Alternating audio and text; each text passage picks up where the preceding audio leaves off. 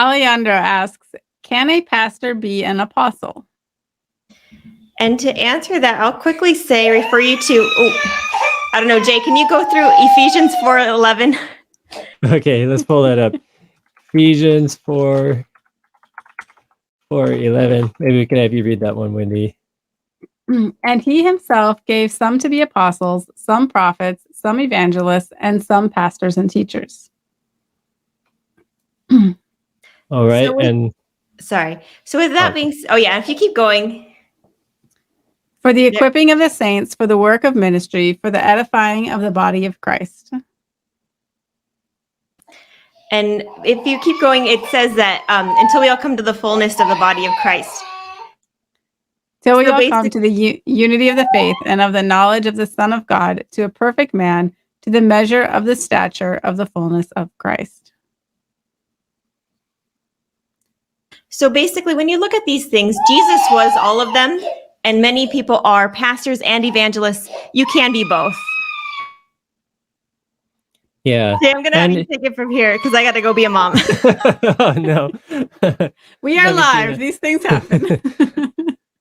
So, all right. Let's, I mean, like, really, what is an apostle? What is a pastor? I think that's important to talk about. Apostle just means sort of like a spokesperson of Jesus. That's kind of like the New Testament lingo for a prophet. And then what is a pastor? A pastor comes from the Greek word that we get for shepherd. So pastors are really the shepherds. And, you have Jesus, for example, who asked Peter 3 times, Peter, feed my sheep. And he's implying that Peter, be a pastor, you could say. But Peter is also an apostle. So it's not necessarily that the Bible sees these as roles that you can only occupy one of these at a time. It's more like, I think God would be happy if everybody could be a pastor, if everybody could, to some degree, be an apostle. But as we just saw in Ephesians, God does give more of these different spiritual gifts, spreads them out across the body, and going back to humbleness and all this stuff, God doesn't put everything into one person, because then that person will end up with the biggest ego ever. So God, in his wisdom, gives us all unique abilities, spreads it all out throughout the whole church so that we have to depend on each other and work together. And that's just amazing thing about how God works and how our church should function. And so, yeah, any of us could be any of those things or all those things, any mixture of those things. But yeah, God in his wisdom will usually spread it out.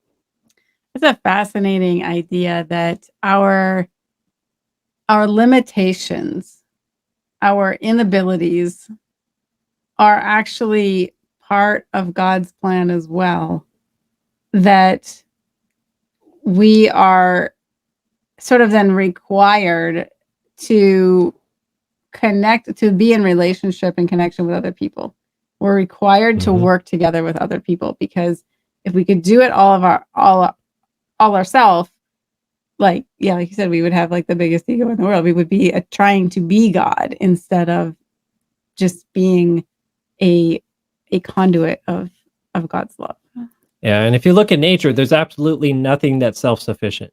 Everything needs other things. The plants need the sun, they need the water, they need the bees need the plants. I mean, just go down the list of it. Everything is intermeshed and working together, and that's how the whole ecosystem works. And